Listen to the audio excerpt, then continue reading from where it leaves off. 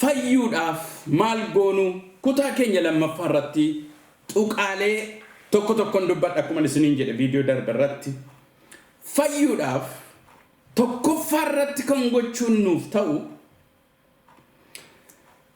waaqayyo wajjin wal arguudhaaf waan gochuun nurra jiru hundumaa gochuutu nuuf ta'a. Kana cimsitanii bara kan akkasin dhaggeeffatan nan barbaada kan. Waaqayyo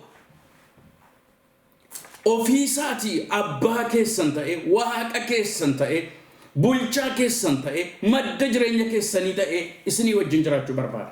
Isinii jiraasa'uu barbaada. Isinii jirii fellowshipii tokkummaa uumuu barbaada waaqayyo. Akka mucaan abbaa isaa waammatu isin abbaa kootiin jettanii inni immoo mucaa koo isiniin jedhee isinii jiriin jiraachuu barbaada waaqayyo. Maqaan waaqayyo galateeffamu. Kanaafitu isaajji wal arguudhaaf waan gochuun isinirra jiru hundumaa gochuudha. Macaafi qulqulluun keenya yommuu dubbatu akka kana jedha. Faarsaa Daawit 36 lakkoofsa 9 dhaxxanii dubbiftan 9 akka jedhu argitu. Burqaan jireenyaa sibraa waan ba'uuf ifa keetiin ifa arginaadha. Ila dhaggeeffadha. Waaqayyo wajjin wal arguun ammayyuu dinagdeen keenya, hafuurri keenya, sammuun keenya, hawaasummaan keenya, mul'ati keenya, barri keenya, jireenyi keenya hundinuu guutuudhaaf fayyaa kan ta'udha. Kanaafi burqaan jireenyaa sibraa baadhe Daawit. Mana mootummaatii ba'an jenne mootiidha. Mana mootummaatii ba'an jenne. Yookaan immoo qabeenyan qabu keessaan ba'a jedhe. Waaqayyo keessaa ba'a sibraa dhufaan waaqayyoodhe. Si'iin maddisaa'edhe. Kanaaf dhaggeeffadhaa namoonni raafamtaniif namoonni sodaattan waaqayyotti dhimma keessan agarsiisa. Dhaqaa garasaa macaafa qulqulluu dubbisaa seenaa ilaalaa. Waaqayyoon barbaaddatee nami salphate, nami qullaafe, nami cabe, nami dhukkuba isaa dukkana isaa keessatti hafe nami tokko iyyuu hin jiru. Kanaaf jireenya keenya keessatti kana beekutu nuuf ta'a. Jireenya namoota tokko mee fudhannee ilaalla. Zakkiyoosiin yoo laaltan sagalee waaqayyoo keessaa Zakkiyoos hojjaan isaa gabaabaa akka ta'e garuu namootarraa immoo qaraxa sassaabu akka inni ta'e seenaan isaa dubbata. Wangeelli Luqaas boqonnaan 19 hojjaan isaa gabaabaa nama sooressa garuu manni isaa dhukkuba qaba namni kun. Kanaaf gaaf tokkodha guyyaama Barxamiyoos fayye kana ta'uu danda'a. Silaa karaa Yesuus irra darburra magaalaa Yesuus keessa darbe keessa waldaa Yesuus keessa darbe keessa fayyinni inni butakkaadhu. Guyyaan kunis mata tarree mana qanii eegulaa ammayyuu dhaggeeffadhaa. Tarree mana qeessa eegna. Nuyi dhimma keenya akka manaatti akka maatiitti waaqayyo fuula dura keenya. Maqaan waaqayyoo galateeffamu. Kanaafi akkas godheedha. Yesuus akka achiin darbu gaafa dhaga'u hojjaa isaa ilaale. Kanaafuu waan gochuun isaaf ta'u maaliidha? Dhaqee muka yaabbadha. Muka tokko yaabbateetu Yesuus yommuu achiin darbu eege. Yesuus immoo hamma namichi kun mana isaa taa'ee yaadu, hamma inni falafalu, hamma inni dhuguma isa barbaadu hin dubbisa ture. Eenyuyyuu mul'isee isatti agarsiisuun barbaachisu inni garaa nama hundumaa beekaadha dubbii waaqayyo. Kanaafuu yoo laaltanii jettan dhaqee muka yaabbatee gaafa eegu akka achi ga'een iji isaa Zakkiyoos irra bu'e. Akka jedheenidha. Yaa Zakkiyoos dafii gadi bu'ii har'a mana kee ooluun anaaf hin ta'aayidha. Wangeela Luqaas boqonnaa 19 tokko amma 6 irratti yoo laaltan. Zakkiyoos akka jedhe dafii gadi bu'ee Yesuusin fudhatee mana isaatti galeedha. Ilaa dhaggeeffadhaa. Rakkinni akka barbaade wala maru. Seexanni akka barbaade mataadhaan gaggalagalu. Waan barbaade halabsu odeessu. Waaqayyo wajjin walitti dhiyaachuun irraanfatina. Dhimmi keessan kan xumuramu waaqayyo wajjin. Nan gadda bara kana. Namoonni akkas godhu biyya jiranitti magaalaa jiranitti waaqayyoon hin waaqessani. Waldaa kiristaanaayyuu dhimma isaayyuu hin qabani. Yoo waldaa dhaqanis immoo itti qoosutti ga'isu dubbii waaqayyootti hin fakkaatu. Garuu biyya tokkotti raajii barbaacha mul'ata barbaacha jooro. Garuu hiiki isaan argatan baay'ee muraasa. Kanaaf mucaan tokko akka jetteedhani biyya keenya Itoophiyaa dhaqxeetu iddoo 3 dhaqxeedhani iddoo sadanuu gaafadhattu 1700 kaffalu ta'een beekanii mucaan tokko kannaan jetteedha tajaajilaan tokko akkas jedheetu natti dubbate 21 nyaatameeraati atumtinaa kadhadhu jetteedha 21 jechuudha attamitti dafqitee akka fidde attamitti rakkattee akka fidde mucaan sun beekti garuu aqxee achittis ma nami isiniin kadhatin jechaan jiru anuu isiniin kadhadha yoo barbaadan natti ma isiniin kadhadha dhugaadha ila Facebookii makanaan natti ma carraansaa jira na walii kadhanna isiniin kadhadha anis nama nan kadhachiifadha nama wajjin kadhadha garuu dhaggeeffadha hiiki rakkina keenya furmaat rakkina keenya waaqayyo bira jira waan ta'eef waaqayyo lafa jirtanitti waaqessaan jirtan taanaan raajii barbaachan joorina isiniin jechuu fedhe kanaaf Zakkiyoos akka godheedha Zakkiyoos dafee gadi bu'ee Yesuusin fudhate mana isaatti galeedha waa'ee nama kanaatti fufee gara gadiitti nan dubbadha waan ta'eef amma baay'een dubbadha akkas jedha macaafaa seenaa baraasa lammaffaa boqonnaa 16 lakkoofsa 12-13 dhaqxanii yoo dubbiftanii jettan mootii Aasaa jedhamu argitu mootiin Aasaa jedhamu barasaa jalqabaa irratti waaqayyoon akka gammachiise hojii gaarii akka hojjete mana waaqayyoof illee waan gaarii akka hojjete saba gidduutti waan gaarii akka hojjetetu argitu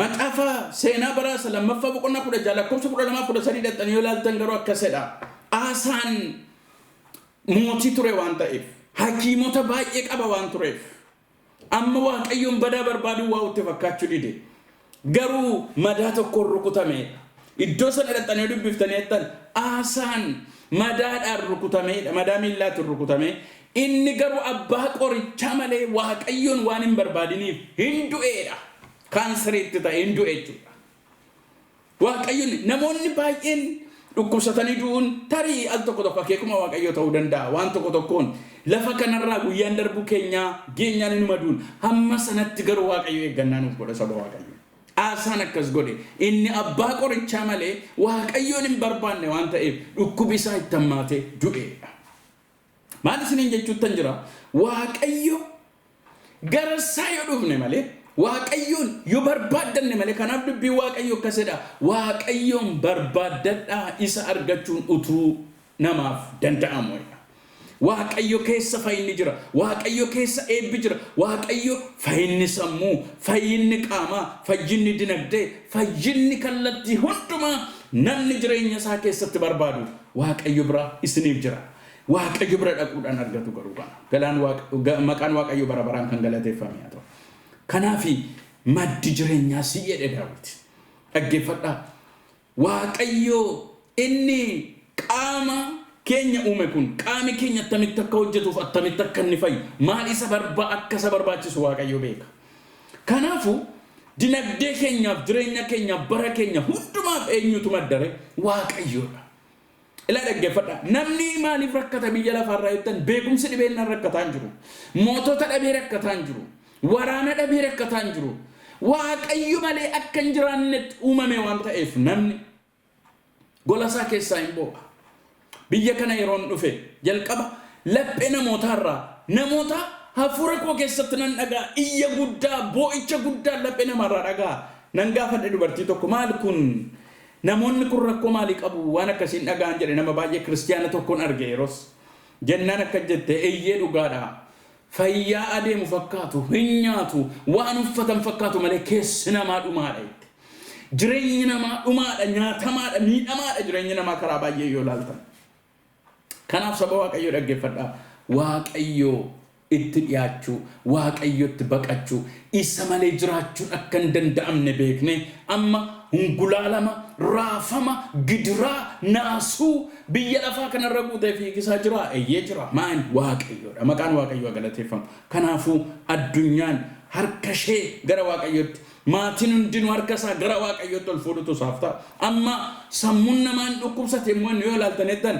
ani jedhu amma namoonni si'an an dhiira ta'ee dhalachuun narra hin turre dubartii ta'ee dhalachuun narra ture dubartiin ta'a maleedhu inni kaan immoo dubartii ta'ee dhalachuun narra hin turre dhiiran ta'a maleedhu maal yoo jettan jettan waaqa sasaan uumeen dogoggortee taate hojiin kee sirrii miti gara jechuutti dhufaa jiru jechuudha namoonni Kanaaf yoo namni didummoo dubbii waaqayyoo sammuun taanetti dabarsee nama kennuu danda'a.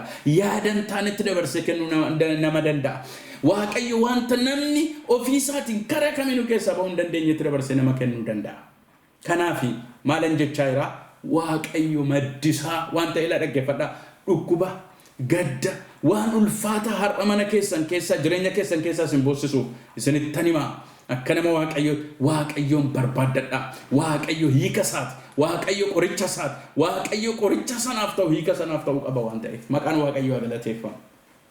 Maal jechaan jira? Waaqayyotti fida. Waaqayyotti fida. Yesuus anatti fida jedhama.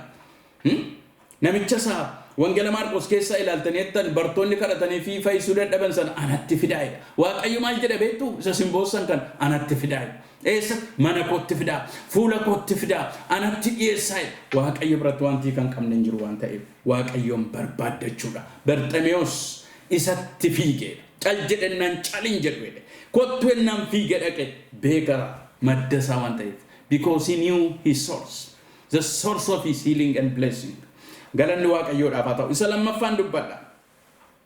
Inni lammaffaa callu badanii wacuu waldaa dhaqanii galuu miti. Amanuudha. Dhageessanii amanuudha. Barxemewoosiin akka jedhe gooftaa Yesuus.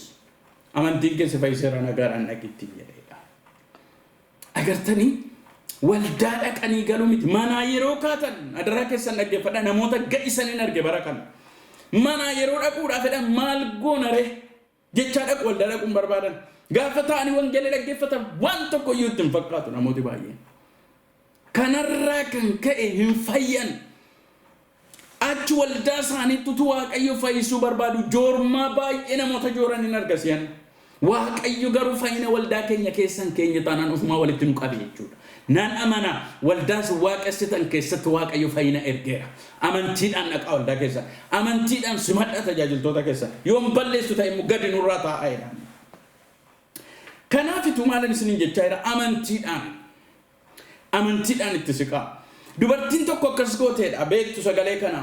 Wangeela Maarqos boqonnaa 5:25 kaasee hamma 34 xalaxanii dubbiftanii jettan. Dubartii waggaa 12 dhiigni ishee lola'e. Abbaa qoricha baay'ee barbaaddee dhabde. Baay'ee rakkatte birrii ishee kan fixxe nama gidduudhaa kan cabde. Garuu dubartiin kun akkas gooteedha gaaf tokko. Yesuus utunni karaa darbuu namoonni baay'een irratti wal daddarbachaa utuu isaan deeman isheen uffatuma isaa duwwaa yoon tuqe nan fayye jetteedha. Maal jette? Qilame mana waan isin gaafa kaatan jettan hin dhaga'a. Waa'ee waldaa waaqayyo, waa'ee sagalee waaqayyo, waa'ee faarfannaa, waa'ee waaqeffannaa, waa'ee hojii waaqayyo, waa'ee dubbii waaqayyo, waan isin jettan waaqayyo argeera. Kanaaf gaafa sirraajota bira dhaqxan illee isin hin fayyisu. Yoo amantiidhaan garuu waaqayyoon dhufaam hin fayyisam yoo jettan garuu waaqayyo isin fayyisa. Dubartiin kun manuma gaafa kaatu ani uffata isaan tuqe nan fayyada. Kana namni godhe isin jiru ishee malee. Gaafa dhaqxu namoota wal daddarbatan gidduudha uffata isaa tuqxeedha. Yesuus waa'ee ishee haasa'utti kane. Namni na tuqeera nan maal attamitti akka hittadhan warri gatiittiin darbachuu beekaniif warra haasaa beekan. Namni kun asiifachuutuu si daddarbatu attamitti akka hittannaan humni na keessaa baheera. Kana booddee dhukachuu akka hin dandeenye bartee fuulduratti baate.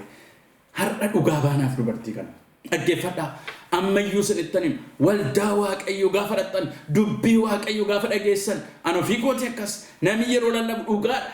Meeqan banee dhaggeeffadha yerootti kenneen taa'ee dhaggeeffadha. Sababi isaa waaqayyo koo na fayyisuuf akka inni na waame oduu natti himuuf akka inni na waamne nan beeka. Waaqayyo koo na hiikuuf na boqochisuuf akka inni na waame akka inni si waame beektanii waaqayyo wajjin jiraachuutu isiniif ta'a. Dubartiin kun hin fayyide akkasittiin jedheedha. Your faith has made you well.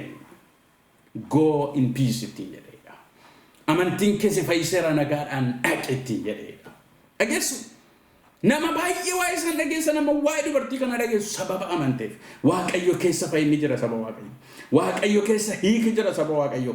Waaqayyo keessa abdii jira maqaan waaqayyo bara baraan galateeffamu. Kanaafitu yoo ilaaltan sagalee waaqayyo keessaa hangafi 100 akkas jedheedha. Gooftaa Yesuusiin kottu hojjetaa kootu na jalaa dhukkubsateera naa fayyisittiin jedheedha. Gaafa inni mana isaa dhaquudhaaf ka'u immoo akkasittiin jedheedha. anamma namoota ajajuuf jalaa qaba namootni ajajin immoo nagararraa jiru warra ajajuun achi dhaqee onnee kenna kukotti on jedhen dhufu amma waa'ee Yesuus Kiristoos kan akka itti fudhatin siif ajajama waan hundinuu namoonni baay'een irra waldaa dhaqu malee waaqayyo waan hundumaa irra qabuuf gooftummaa kan inni qabu ajjeesuuf kaasuuf aboo kan inni qabu hin beekan namichi kun garuu alaaluma taa'ee saba waaqayyo gidduudhaan miti garuu jaallata saba waaqayyoodha seenaa isaa yeroo dubbiftanii jettan kadhata faa jaallata ture namichi kun akkasidha asuma dhaabadhu jecha tokkitti dubbadhu naa onkoo hin fayyaa'e Yesuus Kiristoos anamantii akkasii Israa'el keessatti iyyuu hin argine Aqeedeen akka amantii geessifatu dhaqe gaafa dhaqe gaafa mucaan saatii Yesuus fayyitee dhaqe akka amantii geessifatu ittiin jedhe sana akka mucaan fayyee dhaqe Ibroonni 11 lakkoofsi 6 akkasidha eenyuyyuu waaqayyotti dhiyaachuu yoo barbaade inni akka jiru warra isa kadhataniifis immoo deebii gatii akka kennu amanuun isaaf ta'a must believe it argalee waaqayyo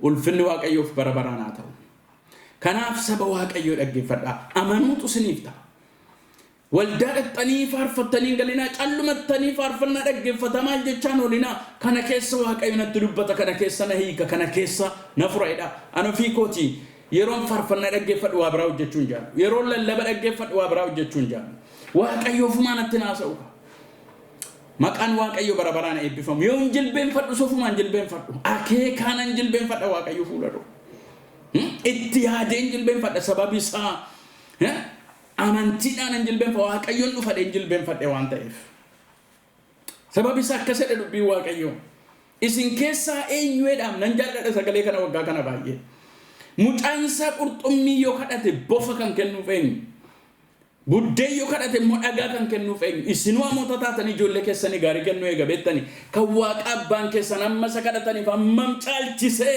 waan gaarii kennuudha amanaa kan waan gaarii sii kennuuf fayyina sii kennuuf boqonnaa sii kennuuf hafuura nagaa akkati baafattuuf waaqayyo si waame maqaan waaqayyo galateeffamu kanaaf dubbii waaqayyo kaa'edha raajinaa boqonnaa tokko lakkoofsa 7 badhaxanii dubbiftanii jettan akkaa'edha waaqayyo gaariidhaam guyyaa gidiraatti iddoo baqaatii warra isa amanatan immoo beeka maa jechuudha kana jechuun warra kachachalanis beeka warra ga'isanis beeka warra qoosanis beeka